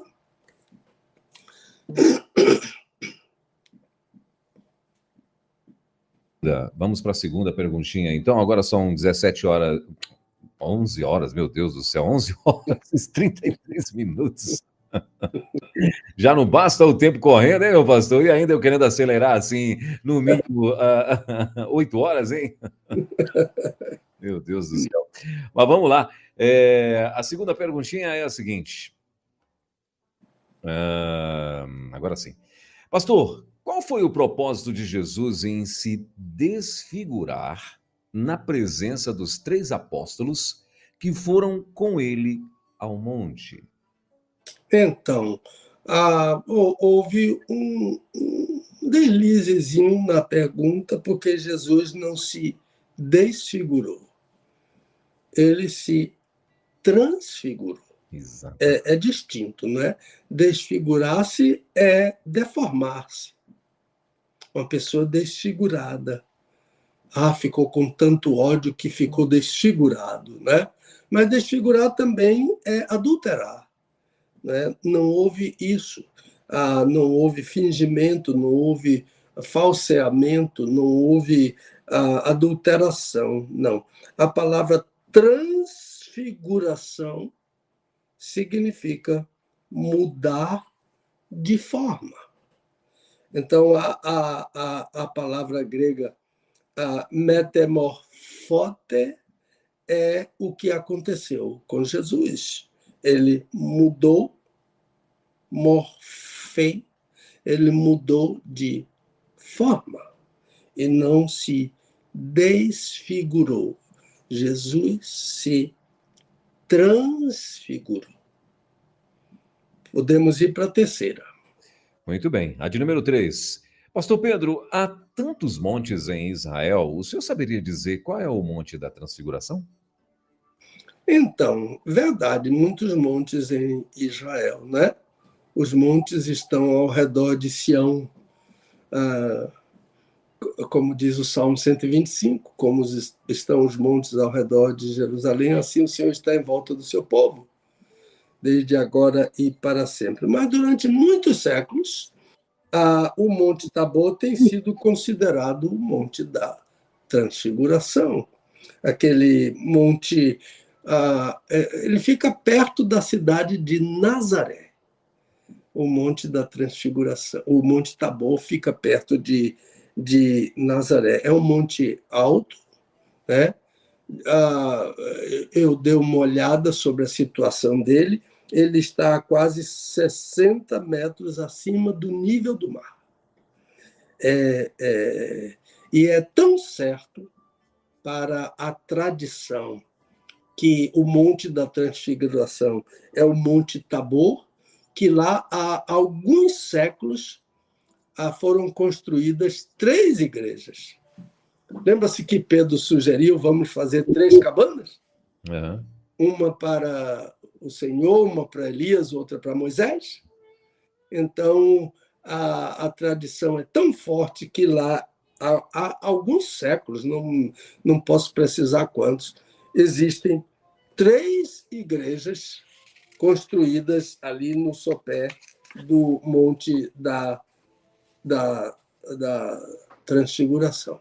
Há quem sugira que o Monte da Transfiguração seja o Monte Hermon, que faz fronteira lá com o Líbano. Mas a tradição é que é o Monte Tabor, o Monte da Transfiguração. Mas isso não está dito no texto bíblico, não está especificado. Diz que ele subiu a um alto monte com os 3 apóstolos, a Pedro, Tiago e João. João, que é irmão de Tiago, Tiago, que é irmão de João. Muito Acho que bem. é mais ou menos por aí. De número 4 diz: como Jesus fez isso, pastor? E com que propósito ele se transfigurou? Então, agora eu preciso dizer que Jesus não fez isso. Eu tenho que dizer que isso foi feito em Jesus. O verbo grego está na voz passiva. Então, algumas versões leem, e se transfigurou diante deles. Mas essa tradução, ele se transfigurou diante deles, não observa a voz passiva do verbo. De modo que a Almeida revisada da imprensa bíblica brasileira, essa Bíblia que eu estou usando aqui agora, Almeida revisada da imprensa bíblica brasileira, essa Bíblia tem a leitura correta, porque diz: e foi transfigurado diante deles. Então, quem operou essa maravilha foi o Pai. Ele operou a maravilha de transfigurar o seu filho. Com o propósito, está dentro da pergunta, não é? Com o propósito de glorificar a Jesus. Então, em Mateus 17, versículo 5, olha para cá. Estando ele, isto é, Pedro, ainda a falar, sugerindo que se fizesse 3 cabanas ali, uma para Jesus, outra para Tiago, outra para Elias e outra para Moisés, e eles iam ficar no relento, né? Porque só eram 3 cabanas, né? Então, diz assim, ele ainda estava a falar, eis que uma nuvem luminosa os cobriu, isto é, a Jesus e aos 3 apóstolos. E dela saiu uma voz que dizia: este é o meu filho amado, em quem me comprazo, a ele ouvi. Então Deus quis, com a transfiguração, Deus quis glorificar seu filho, Jesus Cristo. Ele é o meu filho. E ele não é só o meu filho, ele é o meu filho amado. E eu tenho prazer nele. Foi o que Deus falou ali na montanha da transfiguração.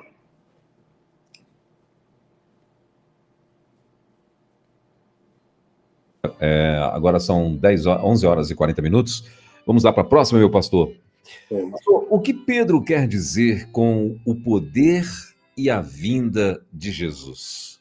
Então, está dentro do texto, não é? Ele vos fez conhecer o poder e a vinda do Senhor Jesus. Isso ele está dizendo que ele não seguiu fábulas, mas então esse dunamin, e essa parousia são 2 palavras, né, que delimitam o ministério todo de Jesus. A ideia do poder refere-se à encarnação pelo poder de Deus, né? O Filho de Deus foi encarnado, né? O Verbo se fez carne, habitou entre nós, vimos a sua glória de unigênito do Pai, cheio de graça e de verdade. E o outro extremo é a parousia, que é a volta do Senhor Jesus. Então, o que Pedro quis dizer com o poder e a vinda é o ministério completo do Senhor Jesus, que vai do nascimento dele, o poder, até a volta dele, que é chamada de parousia. parousia é a segunda vinda de Jesus. De modo que o poder e a vinda são referência ao ministério completo do Senhor Jesus, desde o nascimento até a sua volta.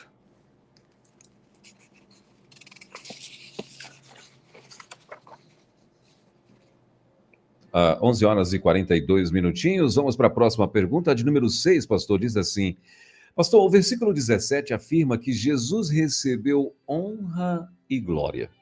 Eu sei que isso veio do Pai. O que é receber honra e glória? E como nós podemos imitar a Deus e fazer o mesmo? Olha que coisa, que pergunta maravilhosa, não é? Aqui, nessa questão, tem uma figura de linguagem chamada anacoluto. Essa figura, ela destaca o personagem principal com a interrupção da sentença. Então, Pedro se afasta de sua argumentação para introduzir o personagem principal sem citar o nome dele. Olha como é a expressão. Porquanto ele não fala o nome de Jesus. Porquanto ele recebeu, é o anacoluto, ele recebeu, né? O Senhor Jesus recebeu honra e glória. E o que Jesus recebeu foi essa honra e essa glória, foi o testemunho do Pai, né? Naquela montanha da transfiguração, enquanto Jesus esteve com Moisés e Elias, depois veio a nuvem, e da nuvem saiu uma voz: este é o meu filho amado em quem me comprazo. A ele ouvi. Isso é honra e glória a Jesus. Então eu digo, Jesus é o meu Salvador amado. Eu honro a Jesus, eu glorifico a Jesus, eu adoro a Jesus, eu agradeço a Jesus, eu obedeço a Jesus, eu estou imitando a Deus, glorificando o meu Salvador. Glória seja dada a Ele eternamente. Isso é imitar aquilo que o Pai fez. Honra e glória a Jesus no Monte da Transfiguração. De número 7, pastor. Quem é a glória magnífica? Pedro diz que a glória magnífica lhe dirigiu uma voz. Então, a palavra que Pedro usa é mega, né? Mega é um negócio grandioso, né? Mega glória, que foi traduzida por glória magnífica, mas é uma glória que tem um tamanho, né, que eu não posso avaliar. Talvez seja a ideia de Shekinah no Antigo Testamento, né? Shekinah é a ideia da aparição da glória. Então, a voz do Pai que glorifica o Filho. Lembre-se que Jesus orou em João 17, versículo 1, dizendo: Pai, a hora chegou, glorifica teu Filho, para que teu Filho te glorifique a ti. E qual foi a resposta? A resposta está em João 12, 28. Já o tenho glorificado e o glorificarei novamente. Foi essa glória magnífica, que é o Pai, o testemunho do Pai a respeito do Filho. E esta glória magnífica está na voz que foi do Pai, que foi dirigida ao Filho na presença dos apóstolos. Este é o meu Filho amado, em quem me comprazo, a ele ouvi. A glória magnífica fez isso. O Pai. Muito bem. Vamos para a próxima, meu pastor. De número 8, diz assim: Pastor, eu ouvi em um estudo bíblico em minha casa o professor dizer que há textos nos evangelhos que fazem referência ao Pai glorificando ao Filho. Mas Pedro, disse o professor, não precisava de nenhum texto bíblico para falar o que falou. Fiquei com vergonha de perguntar, mas eu digo ao Senhor que não entendi. Achei que ele estava desprezando versículos bíblicos. Não, não. O professor estava correto, com toda a razão.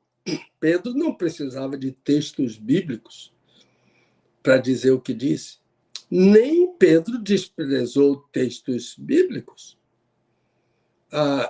E a explicação está dentro do texto. Ele disse: e essa voz, aquela voz que honrou e glorificou o Filho, a voz da glória magnífica, essa voz, dirigida do céu, ouvimos-la nós mesmos, isto é, Pedro, Tiago e João, irmão de Tiago, estando com ele no Monte Santo. Então, por que Pedro não precisa de textos bíblicos para dizer o que disse?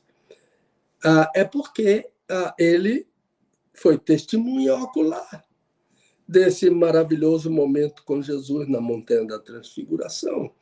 Portanto, Pedro não precisava de nenhum documento, mesmo de relatos sinóticos, não. E com isso ele não desprezou nada, ele disse: eu ouvi essa voz. Eu e Tiago e João, irmão de Tiago, ouvimos essa voz quando estávamos no Monte Santo com Jesus.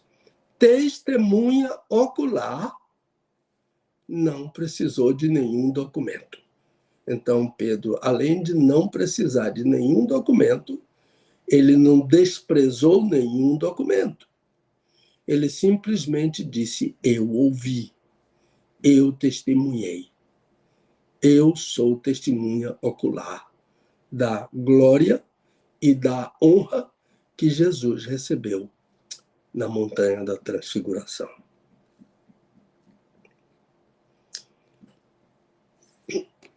Muito bem. São 11 horas e 50 minutos em Brasília, 11h50 na nossa capital. A de número 9 diz assim: Pastor Moura, o que significa a expressão palavra profética que o apóstolo Pedro usa no versículo 19? Então, geralmente a resposta é que a palavra profética é a Bíblia. Mas aqui no contexto de Pedro, a palavra profética é o Antigo Testamento. Os apóstolos não tinham o Novo Testamento. Jesus não tinha o Novo Testamento. A única Bíblia que Jesus usou foi o Antigo Testamento.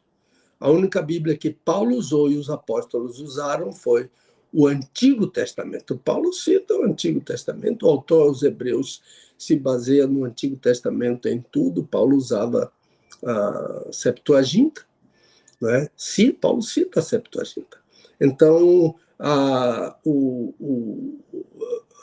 palavra profética, aqui no contexto de Pedro, é o Antigo Testamento, e principalmente o destaque para a mensagem dos profetas, de todos os profetas, e mais principalmente a palavra profética com referências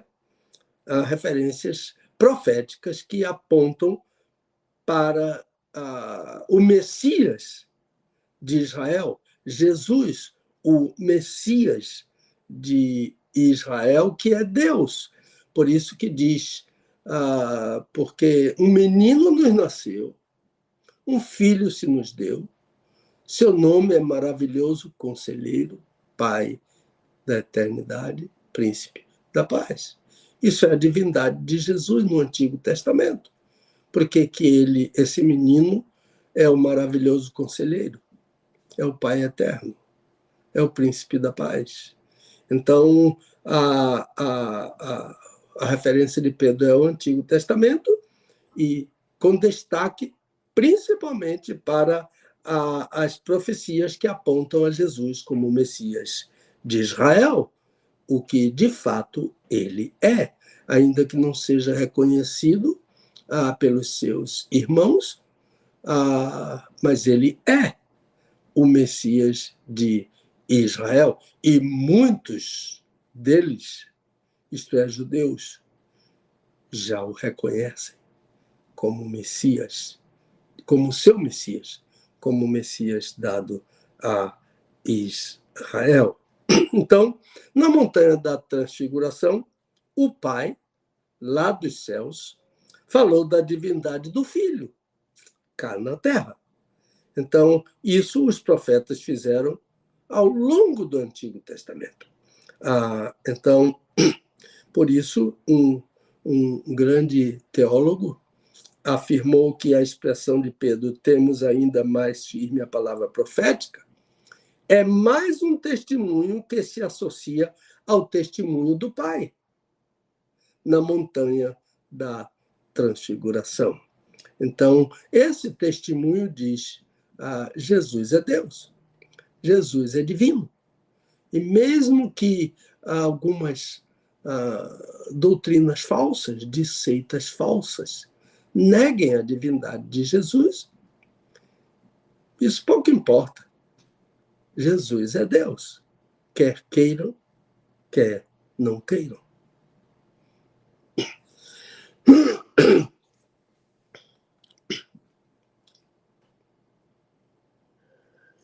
Muito bem, pastor.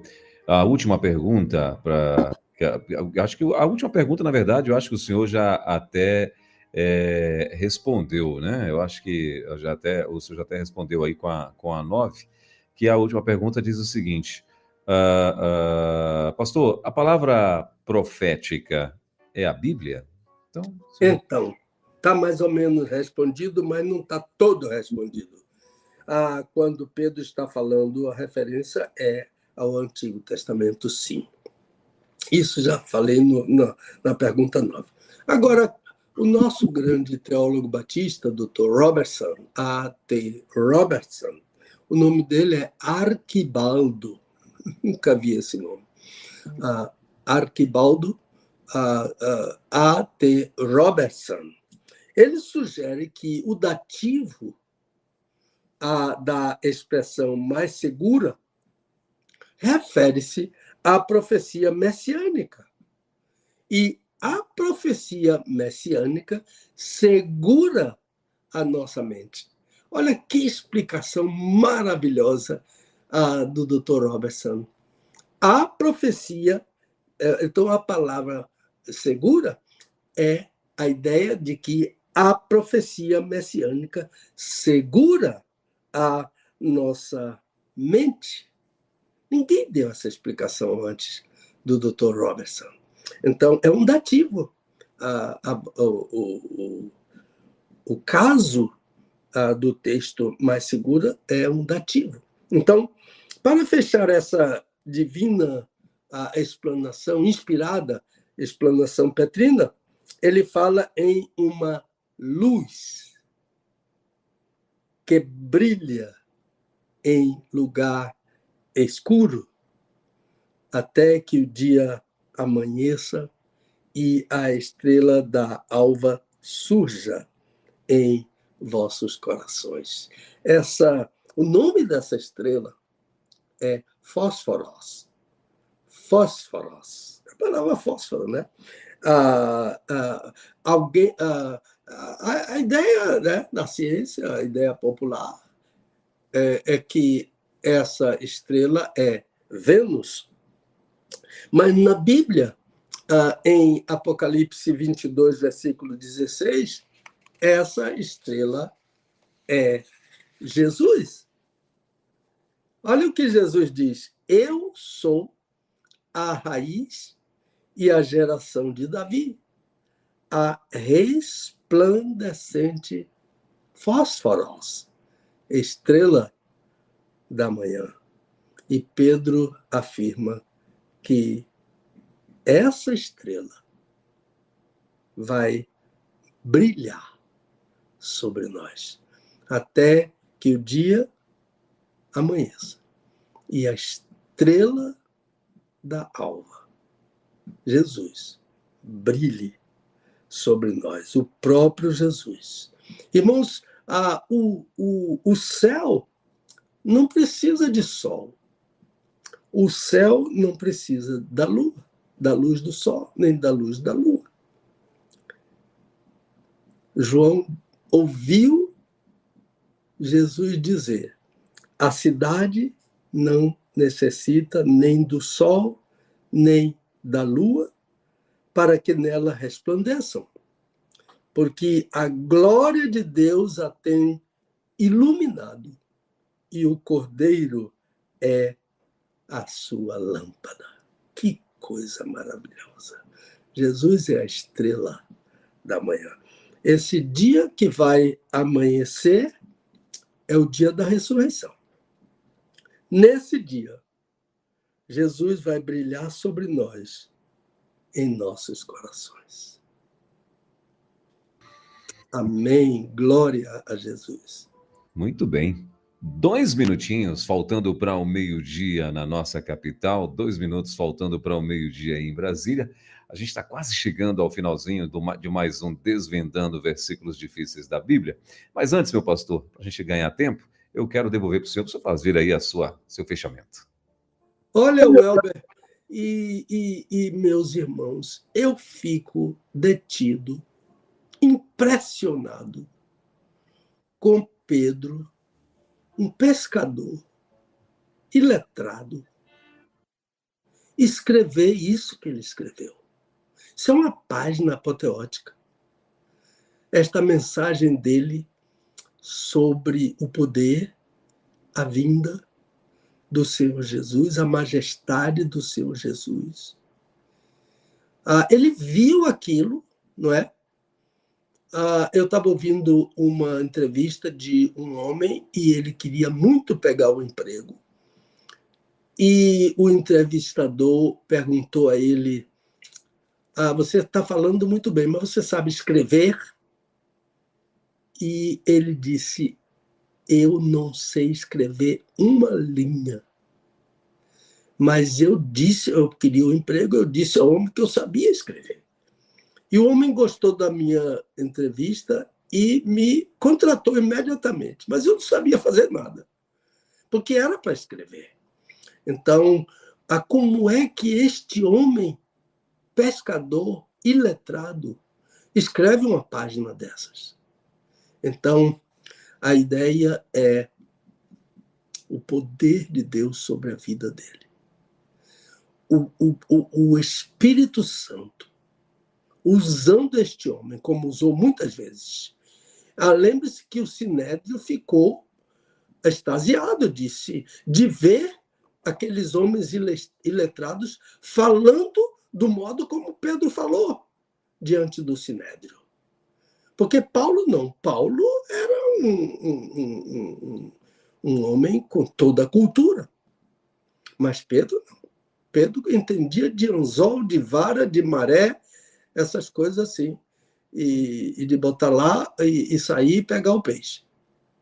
Então, mas ele termina dizendo: até que o dia amanheça e a estrela da alva brilhe sobre os nossos corações. Deus nos abençoe com esse brilho, com essa glória, com esse poder que Pedro conheceu e escreveu para nós.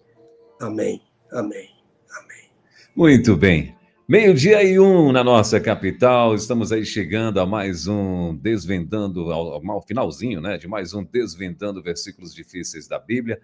Na semana que vem, permitindo Deus, na sexta-feira, a gente vai estar de volta com mais uma edição, né, claro, ao vivaço aqui com o nosso querido pastor, claro, também trazendo para a gente aí as informações, as novidades sobre os lançamentos dos livros e por aí vai.